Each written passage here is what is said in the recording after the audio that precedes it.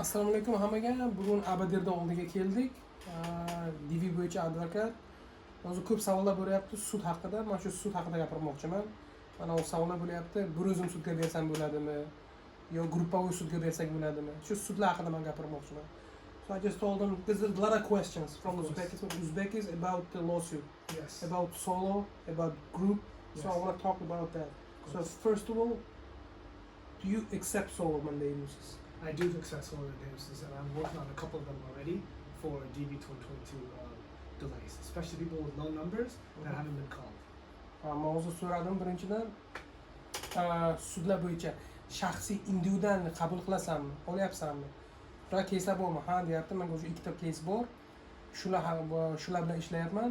Ularga viza olish, ularga suhbatga chaqirish osonroq deyapti. Chunki bular birinchidan bir o'zi va buni hal qilish osonroq, tez. Okay, so you don't have any decisions right yet? No, not yet. Not Okay. yet. We should be hopefully having them in the next couple of weeks. Okay, got it. So how much do you charge? For solo mandamus, 5,000, 3,000 to begin, and then the other 2,000 after the case is completed. Agar odam bir o'zi agar sudga bermoqchi bo'lsa, 5,000 kontrakt, boshida 3,000 to'laysiz, vizani olgandan keyin 2,000. So, do you have anybody from Uzbekistan? Yes, I do have from Uzbekistan. Both or one? For You what? said you have two, right? Cases. Yes, yeah. So for Uzbekistan DV 20, yes, solo mandamus. Yes, Uzbekistan. Both of them? Yes. Oh, both of them from Uzbekistan. Yes, My yeah. name's cases. Yes, yeah. Okay, wow. I didn't know. I thought there was only one or two. No, there's two. Xo'sh, O'zbekiston hozir ikkita case olgan ekan, individualni. And when do you will file those cases? Next week. Next week. And Yes. when do you expect decision? By the end of the month. By the end of the month, yeah. Probably it's not even not gonna go to court, right? No, Or the they're other ones I've had settlement. So we file, and then as soon as I get the prosecutor that gets on the case, I call him up. I say, listen, this individual one, it's a low number. Do you want to end up having a PI? You know, doing the headache work for them. They call the embassy and they schedule those.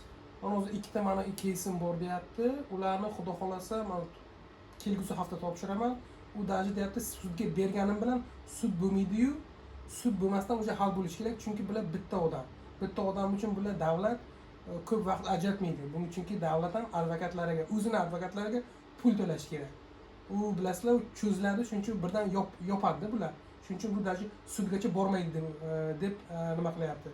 Hisoblayapti. You think it's not going to go all the way because is there any occurrences for 2022? Is there any, what was that? Occurrences like something already people are like sue already and didn't go all the way and just they closed the case Yeah, I've already done a couple in Somalia, the Kenyan embassy, and I did just one in South Africa. for DV. For DV, yeah. Oh, Very easy, yeah. so they didn't go all the way to No, they did not go. processing. No, Okay. no. Hozir men so'radimda boyagi gapni. Mana hozir men O'zbekistonda ikkita odam hozir bir haftadan keyin topshiradi. Bundan oldin deyapti, mana klientlarim bor edi o'sha DV bo'yicha 3 ta, даже sudgacha borgani yo'q. Sudga topshirgan. Sudga topshirgandan keyin o'sha prokurorlarning o'zi keladi bo'ldi. Arizangni ol, biza sudga suhbatga chaqiramiz va yopamiz deydi. Shunaqa oson deyapti. Nima, agar bittalik bo'lsa. Endi men o'zim case haqida gapiraman. Case'da katta kichik farqi bormi yo'qmi? What about the case number? Is it low cases or high number cases? Does it matter? It doesn't matter because Like in Uzbekistan right now. It's current. It's all current, so it doesn't matter. But the lower is just easier because then it's, you know, the mandamus is gonna win. So they're just they work it through very easily, right? So the ones I did, for instance, the 3 Somali ones, very low numbers. So Kenya embassy, they didn't even fight at all. And same with the South African one, she had a very low number and it was fun. So and these other ones, they're low numbers too. It doesn't matter. It just makes it a little bit stronger. But if everybody's current, it doesn't matter. Men hozir case'lar bo'yicha so'radim. Farqi bormi? Case katta bo'lsinmi, kichik bo'lsinmi? Qancha kichik bo'lsa deyapti, shuncha osonroq. Lekin o'sha sizning nomeringiz agar current bo'lsa, farqi yo'q deyapti. Current bo'ldimi, o'sha bo'ldi deyapti. Mana shu. Lekin case qancha kichik bo'lsa, shuncha yaxshi. Case'ni yopishga, sudgacha bormasdan yopishga. Xo'p, bu haqida gapirdik. Ana endi men O'zbekiston haqida gapirmoqchiman. So, what about the future lawsuit just for the Uzbekistan, just for the Tashkent? Right.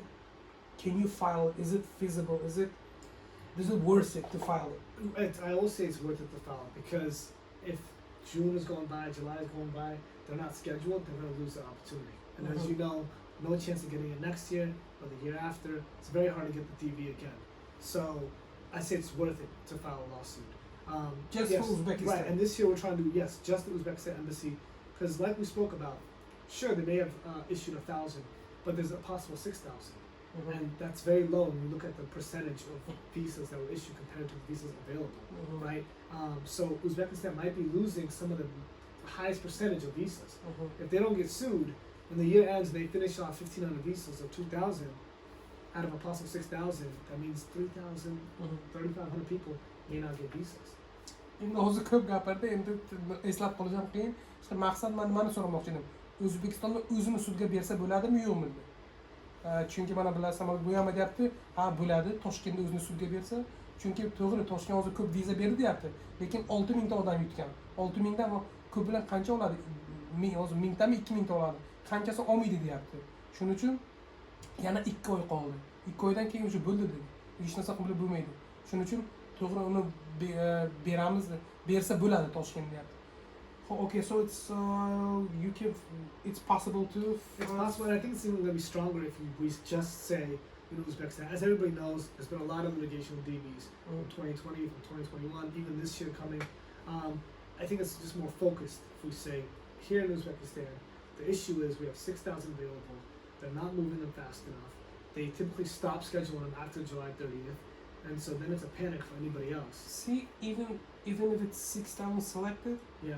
but if you go by the quota, it's 7%. Right. I believe it's 3,800 Right. only eligible, Yes. but they're not gonna have enough time even for those 3,800. Right. They're not going to have time for them. And what we can do is show years past how many Uzbekis get issued.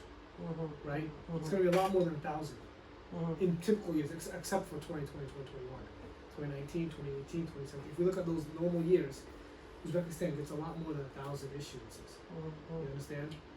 So that's the whole. Everybody's litigation. That's the goal: is to restore the DV program to how it was before all of this mess, before the proclamations and the no visa policy and the prioritization. Before that, people were getting in Uzbekistan 3,000, 3,500 visas being issued all over worldwide, 54,000, 50,000, 52, bringing it back to that. Endi hozir men nimani gapni so'z tarjima qilmayman, maqsadni. Men hozir men bitta bunga nima qildim? To'g'riladim, chunki to'g'ri O'zbekistonda 6,000 ta yutgan, lekin 6,000 ta yutgan odamdan hammasi viza olishga haqqi yo'q. Faqat 3,800 ta menimcha. Mana shunaqa. Agar kvotani qarasak, shu haqida hozir men gapirdim. Shu men baribir ham, lekin mana 3,800 ta olmaydi. Bu ham o'zi to'g'ri. Hamma 3,800 ta olmaydi, lekin men bu pandemiyadan oldiniga qarasak, O'zbekiston juda ko'p nima qilib kelgan, viza olib kelgan. Shuni asosida biz shuni ko'rsatamiz deyapti. Chunki buni pandemiyadan oldin qancha viza berilgan, hozir shuncha viza berilmayapti. Shuni ham inobatga olib, sudga berilgan payti shuni ham eslab o'tamiz deyapti. Eslatib o'tamiz. Endi o'zi yana bitta savol, eng muhim savol, mana pul haqida gapirdik. Ya'ni endi vaqtimiz bormi? Men shuni so'ramoqchiman. Vaqtimiz bormi? O'sha mana o'zi iyun keldi. Berishga. So, one more critical question. Do we have enough time to start the new lawsuit? Right now it's on June 3rd. We do have enough time, but not very much time. We should be gathering people about this month, and we should be filing by July, the latest. So, if people want to join, they need to make the decision within this month, and we need to get together and file this lawsuit, because we want to give time for the court to hear the case, and then also, when they decide in our favor, time for the embassy to process. You understand? So if you file in July, and when will you have to expect decision? By the end of July, early August. At least give them 2 months to schedule whoever's left. Which they can do, right? We've seen in previous years, Uzbekistan is the embassy that can process many visas. So let's say if we got a decision August 1st, they got till September 30th, and we say, okay, the judge says, oh, you've already processed 1,200 visas. I want you to process 3,800 visas. That means you have to process 2,400 and we can do 1,200 every month. Nimani so'radim? Xo'sh, qachon buni topshirsak bo'ladi dedim. Chunki o'zi iyun keldi, vaqtimiz qolmadi. Deyapti o'zi odamni hozir terish kerak, odamlarni gruppani yig'ib sudga beradiganlarni keyin уже iyulga agar topshirsak где-то ko'pi bilan avgustda qarorni olamiz. Avgustda qarorni olgandan keyin mana shu maqsad shu. Odamni hozir to'plash, yig'ish, iyulda sudga berish, avgustda sudda qarorni olish. O'zim endi yana nimani so'rayman? Yana muhim savollarni. Xo'p, so in August, so you file in July, you get the order in August, but there is no guarantee what kind of order you will get, right? Right. Yeah. There's no guarantee, but based on past years, we get an order that says they must process plaintiff's visas before the September 30th deadline. And one more thing, so like KCC will stop scheduling Right. For DV 2022 in July. Correct. Because they're scheduling 2 months in advance. Yes. So right now they scheduled already in July. Yes. So next one's gonna be for August, Right. and next to the one it's gonna be September. So you saying if you get the decision in August Yes. and they're already stopping in July, Yes. how is it gonna help? Well, it's going to help because there's cables from the State Department that says that they must prioritize litigation lawsuits. Mhm. So typical is that route, but what happens is when the litigation happens, then they'll jump those. They can't tell a judge, sorry, we can't process. They can't tell a judge that. Xo'sh, men o'zim nimani aytdim? Mana aytdim, masalan biza iyulda topshirsak, avgustda bu qarorni olsak, KCC уже iyulda bilasizlar to'xtaydi ishlashga. Qanday bo'ladi? Yo'q, birinchidan men aytdimki, xo'p mayli qarorni biz oldik. Avgustda oldik. Birinchidan qarorda garantiya yo'q, qanaqa qaror bo'ladi? Ana bizaga foydamizga qaror bo'ladimi yo bizaga qarshi bo'ladimi? Shunisi ham bor. Agar bizaga foydasi bo'lsa, unda men aytdim, foydasi bo'lgani bilan ham, lekin iyulda to'xtaydi-ku bular KCC ishlashdi. O'sha nimani suhbatga chaqirishi. Unda qanaqa bo'ladi desam, o'zi aytdiki, yo'q, u to'xtagani bilan u sudyaga farqi yo'q. Bu narsa 20 da ham, 21 da ham bo'ldi. Agar sudda biz qarorni yutib chiqdikmi, o'sha farqi yo'q qaysi oy. Shu oydan beri bu aytadi, yana shuncha odamni chaqir, yo'q yana chaqir deb qarorni chiqaradi. Menimcha 22 bo'yicha savol qolmadi sudda. Chunki o'zi odamlar ko'p so'rayapti. Mana hozir biza kim agar o'zi sudga bermoqchi bo'lsa, shansi ko'proq, lekin qimmat, pul haqida gapirdik, 5000, boshida 3000, keyin vizadan keyin 2000. I just summed up everything about 2022. So, did I miss anything? Oh, payment. Oh, how much is going to be the payment for if you want to do the just for the Uzbekistan? Yeah, I'd want to do 750 before we file lawsuit, 750 after issuance. Okay, Yeah. okay, got it. That's what I'm hoping for, but at least 500. We'll see, depending on how people come in, we can shift on that. No lower than 500, but I want 750. But I want serious people, right? Yeah. That's what I'm saying. So if somebody's serious, they're willing to pay and they're willing to get their results.